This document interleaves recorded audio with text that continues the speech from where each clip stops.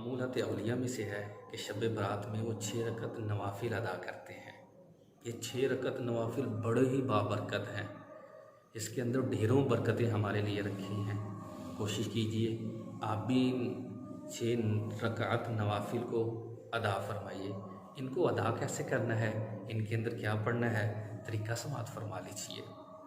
पहले 2 रकत के अंदर नीयत ये करनी है, मौला मुझे इन 2 रकात की बरकत से बलाओं से हिफाजत अता फरमा।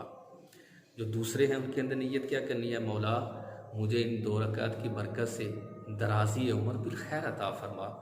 और जो तीसरे हैं इनके अंदर आपने नीयत ये करनी है, मौला इन 2 रकात की बरकत से मुझे अपने अलावा किसी का मोहताज ना करना।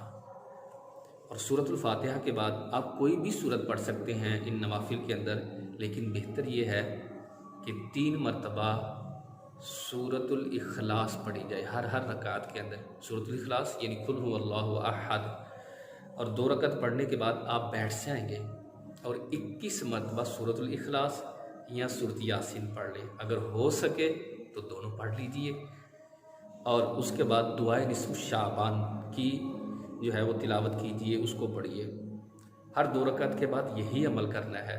इंशाल्लाह जब आप 6 रकत नवाफिल पढ़कर फारिग होंगे तो ढेर नेकियां आपके नामा अमाल में होंगी। और नामा अमाल अभी शुरू भी हुआ है, तो गोया के सवाब से नामा अमाल की दुआ जो है इब्तिदा हो रही है। सवाब से, नेकियों से नामा अमाल की इब्तिदा हो रही है। और देखा जाए तो हमारी ज़िंदगी का इन्हिसार भी इन्हीं चीज़ों पर है।